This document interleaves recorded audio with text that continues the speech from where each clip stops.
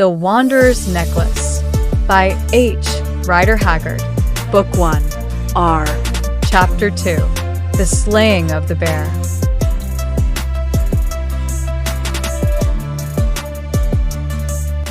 Leaping from their horses, Ragnar and Steinar came to where I stood, for already I had dismounted and was pointing to the ground, which just here had been swept clear of snow by the wind. "I see nothing," said Ragnar.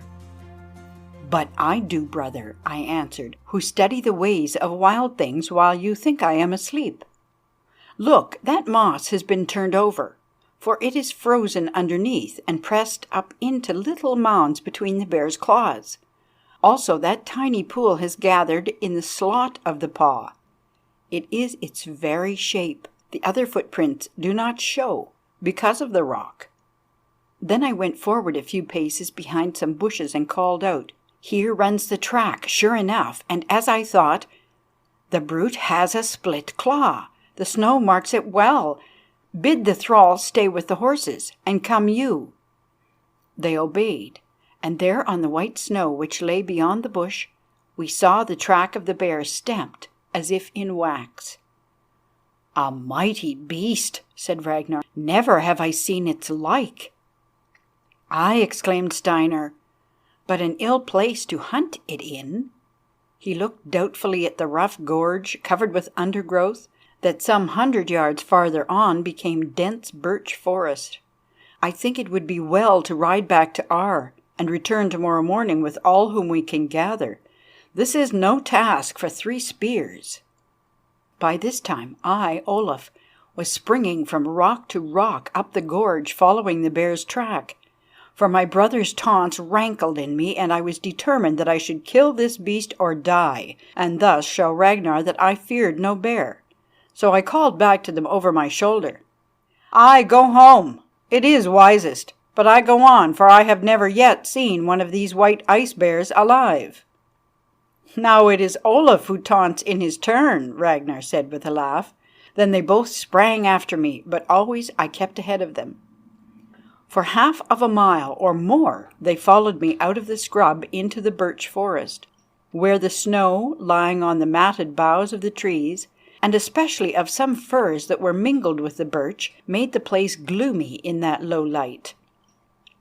Always in front of me ran the huge slots of the bear, till at length they brought me to a little forest glade, where some great whirling wind had torn up many trees which had but a poor root hold on a patch of almost soilless rock.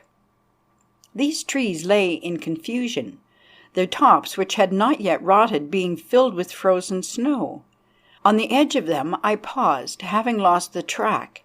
Then I went forward again, casting wide as a hound does, while behind came Ragnar and Steinar, walking straight past the edge of the glade and purposing to meet me at its head. This indeed Ragnar did, but Steinar halted because of a crunching sound that caught his ear, and then stepped to the right between 2 fallen birches to discover its cause. Next moment, as he told me afterwards, he stood frozen, for there behind the boughs of one of the trees was the huge white bear, eating some animal that it had killed.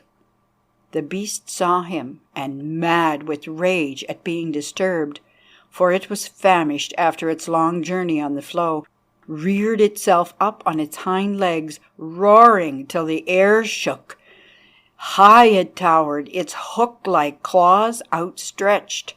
Steinar tried to spring back, but caught his foot and fell. Well for him was it that he did so, for otherwise the blow which the bear struck would have crushed him to a pulp. The brute did not seem to understand where he had gone. At any rate, it remained upreared and beating at the air. Then a doubt took it. Its huge paws sank until it sat like a begging dog, sniffing the wind. At this moment Ragnar came back shouting and hurled his spear. It stuck in the beast's chest and hung there. The bear began to feel for it with its paws and, catching the shaft, lifted it to its mouth and champed it, thus dragging the steel from its hide. Then it bethought of Steinar, and sinking down discovered him, and tore at the birch tree under which he had crept till the splinters flew from its trunk. Just then I reached it, having seen all.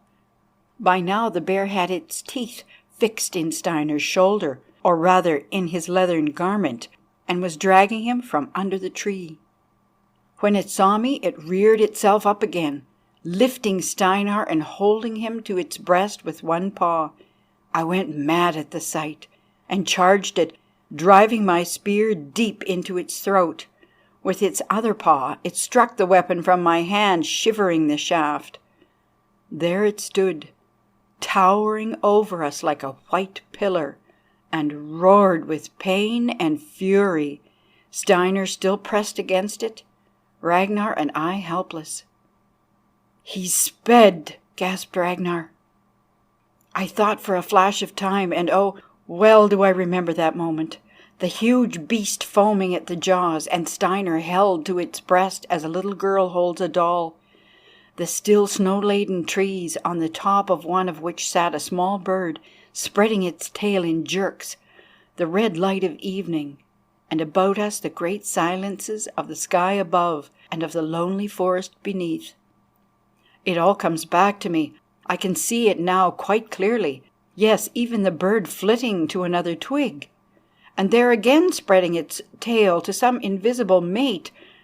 Then I made up my mind what to do. "Not yet!" I cried. "Keep it in play!" And drawing my short, heavy sword, I plunged through the birch boughs to get behind the bear. Ragnar understood. He threw his cap into the brute's face, and then, after it had growled at him a while, just as it dropped its great jaws to crunch Steinar, he found a bough and thrust it between them. By now I was behind the bear, and smiting at its right leg below the knee, severed the tendon.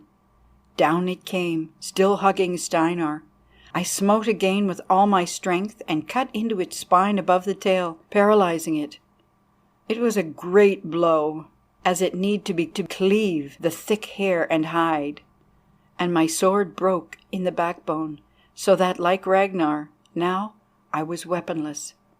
The forepart of the bear rolled about in the snow, although its after half was still. Then once more it seemed to bethink itself of Steinar, who lay unmoving and senseless. Stretching out a paw, it dragged him towards its champing jaws. Ragnar leaped upon its back and struck at it with his knife, thereby only maddening it the more. I ran in and grasped Steinar, whom the bear was again hugging to its breast. Seeing me, it loosed Steinar, whom I dragged away and cast behind me. But in the effort I slipped and fell forward. The bear smote at me, and its mighty forearm, well for me that it was not its claws, struck me upon the side of the head and sent me crashing into a tree top to the left. 5 paces I flew before my body touched the boughs, and there I lay quiet. I suppose that Ragnar told me what passed after this while I was senseless.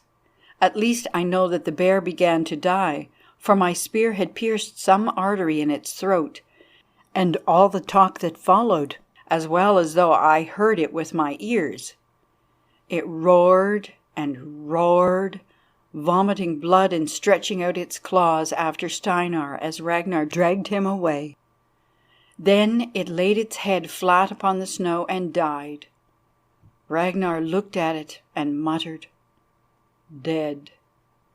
Then he walked to that top of the fallen tree in which I lay, and again muttered, "Dead."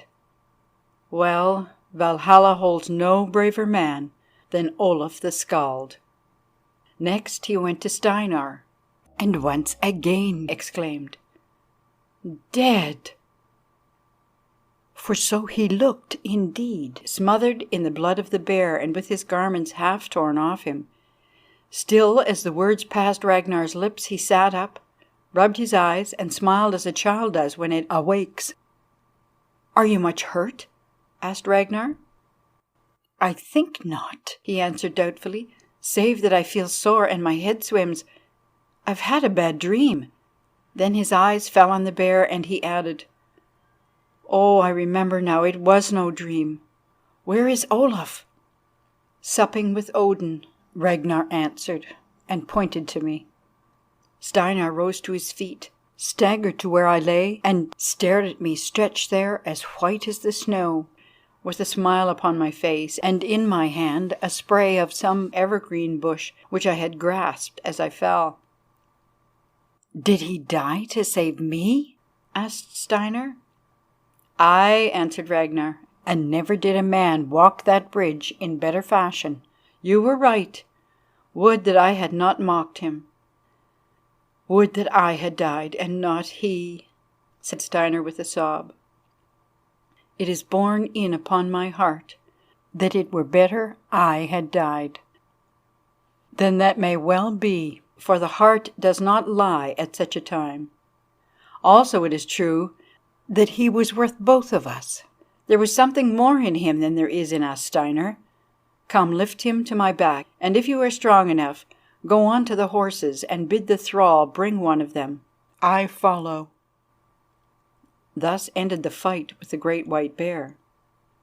Some 4 hours later, in the midst of a raging storm of wind and rain, I was brought at last to the bridge that spanned the moat of the Hall of Ar, laid like a corpse across the back of one of the horses. They had been searching for us at Ar, but in that darkness had found nothing.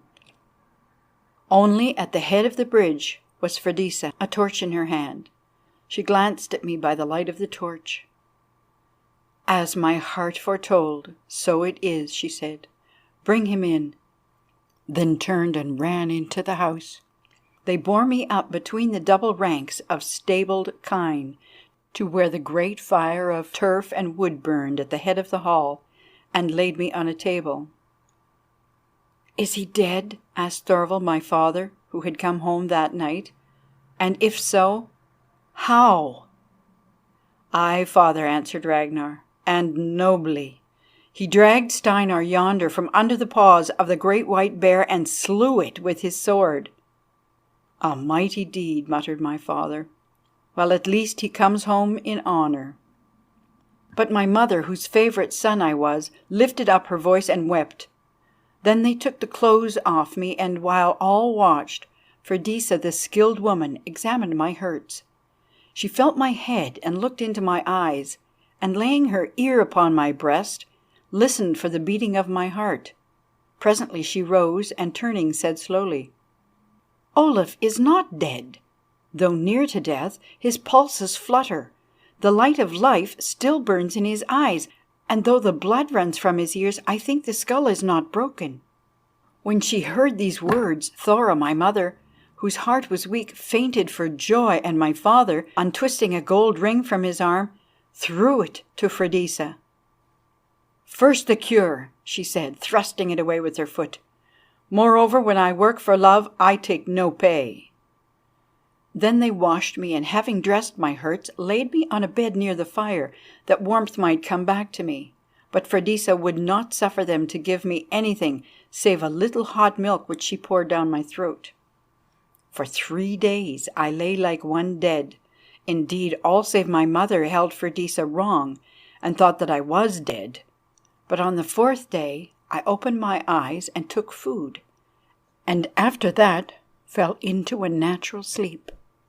On the morning of the 6th day I sat up and spoke many wild and wandering words, so that they believed I should only live as a madman. "His mind is gone," said my mother, and wept.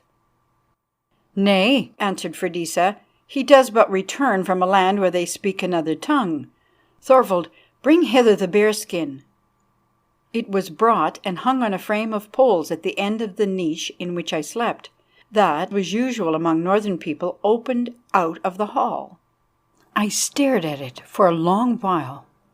Then my memory came back, and I asked, "Did the great beast kill Steinar?" "No," answered my mother, who sat by me. "Steinar was sore hurt, but escaped and now is well again." "Let me see him with my own eyes," I said. So he was brought, and I looked on him. "I'm glad you live, my brother," I said, "for known in this long sleep of mine I have dreamed that you were dead." And I stretched out my wasted arms towards him, for I loved Steinar better than any other man. He came and kissed me on the brow, saying, "Aye, thanks to you, Olaf, I live to be your brother and your thrall till the end." "My brother always, not my thrall," I muttered, for I was growing tired. Then I went to sleep again. 3 days later, when my strength began to return, I sent for Steinar.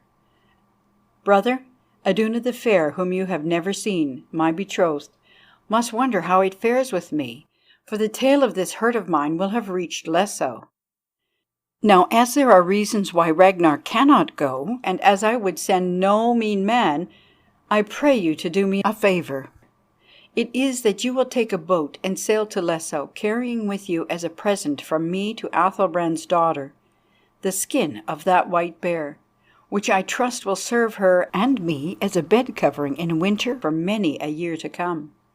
Tell her thanks be to the gods and to the skill of Freydisa, my nurse, I live, who all thought must die, and that I trust to be strong and well for our marriage at the spring feast which draws on. Say also that through all my sickness I have dreamed of none but her, as I trust that sometimes she may have dreamed of me." "Aye, I'll go," answered Steinar, "fast as horses' legs and sails can carry me," adding with his pleasant laugh, "Long have I desired to see this Iduna of yours, and to learn whether she is as beautiful as you say. Also, what it is in her that Ragnar hates."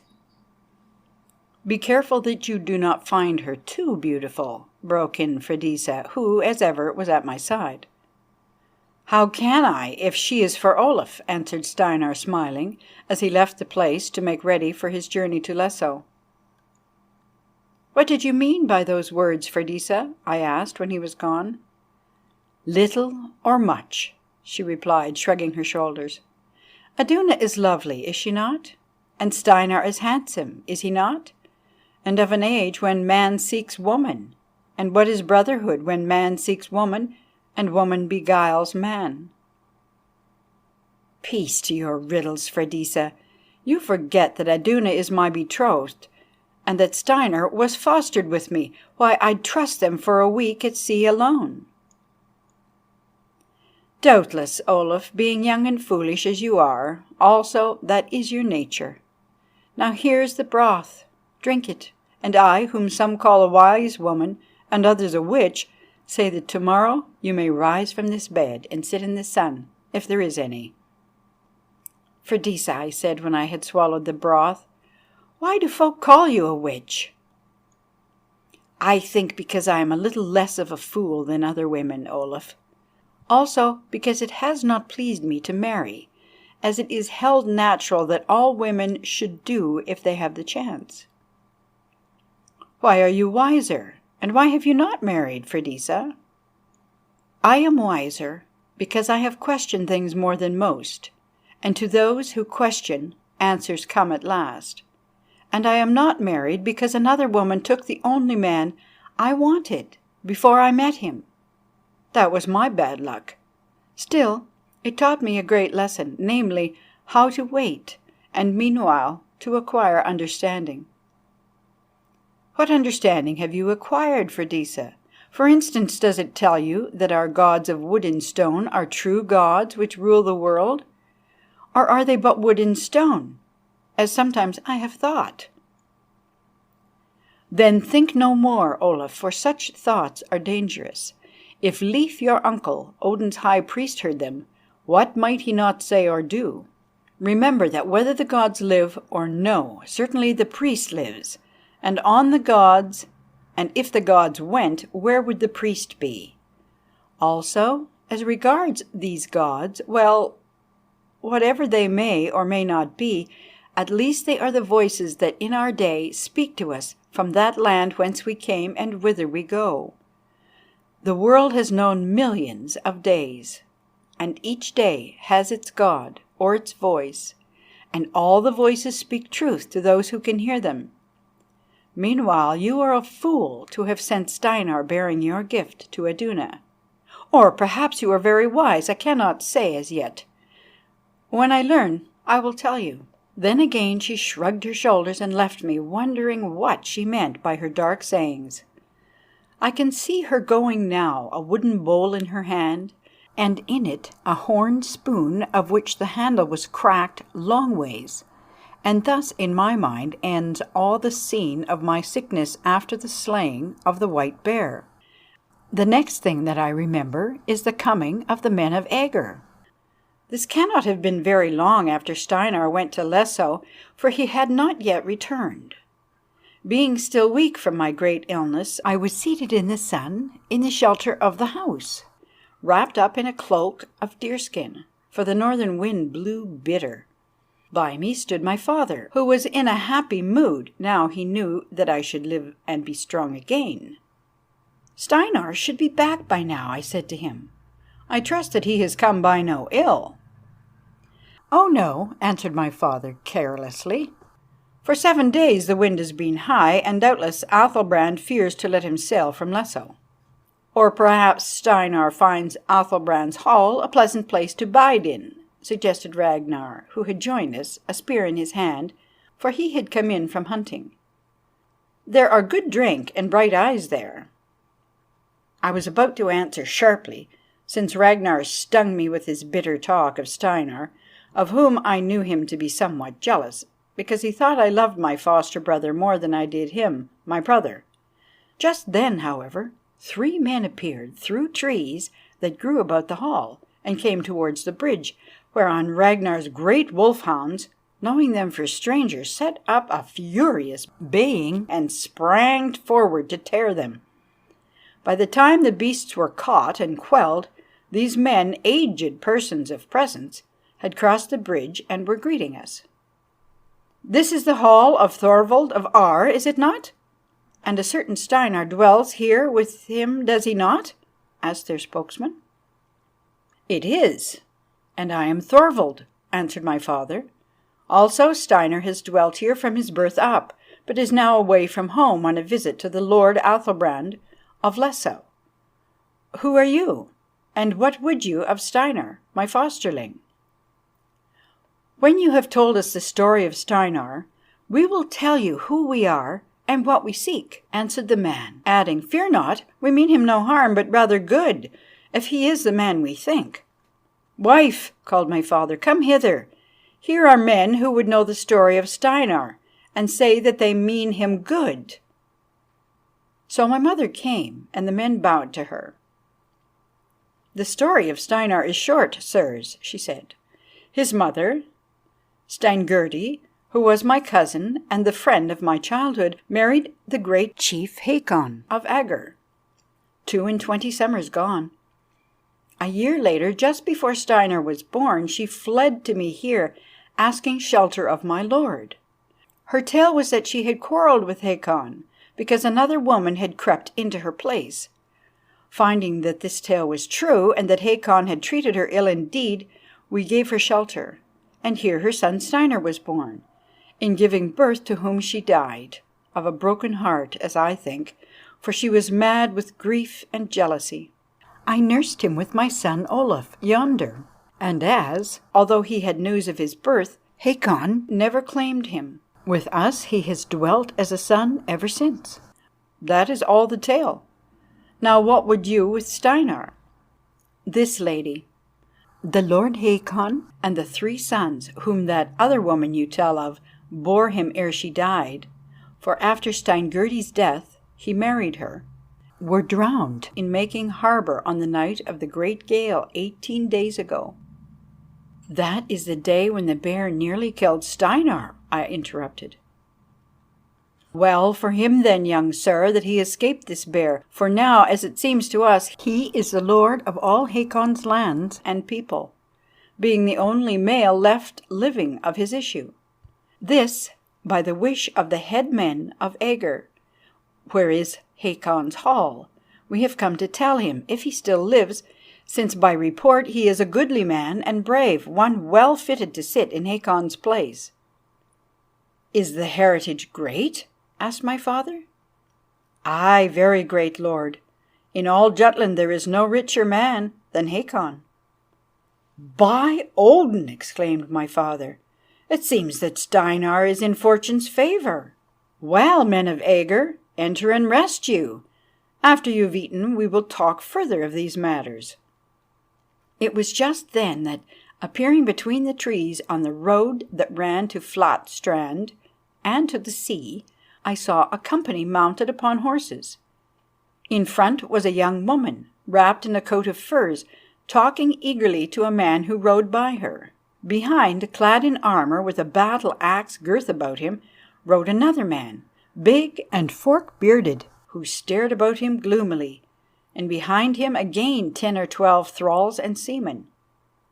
One glance was enough for me.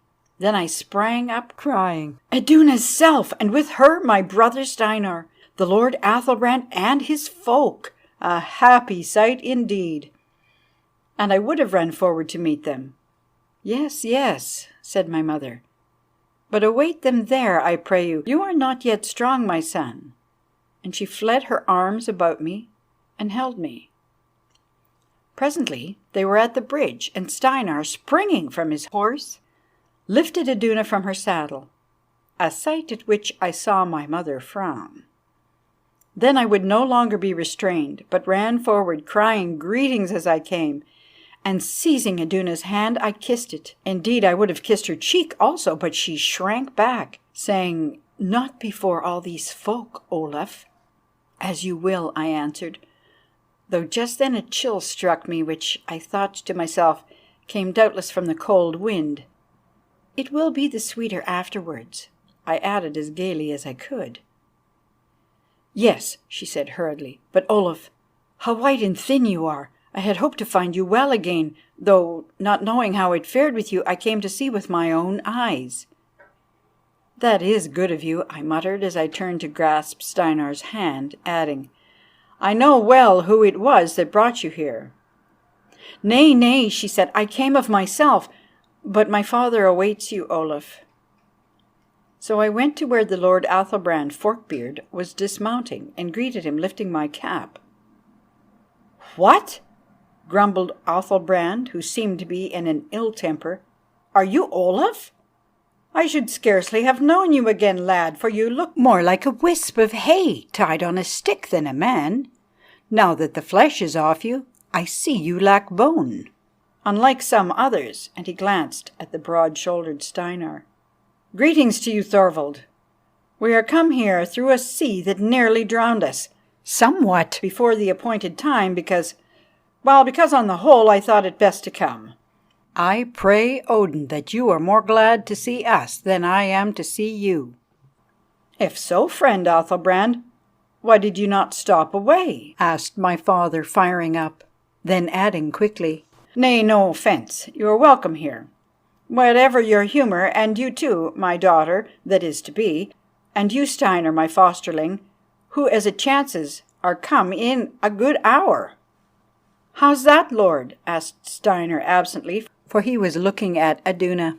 "Thus, Steinar, these men," and he pointed to the 3 messengers, "have but just arrived from Aegir with the news that your father Hakon and your half-brothers are all drowned.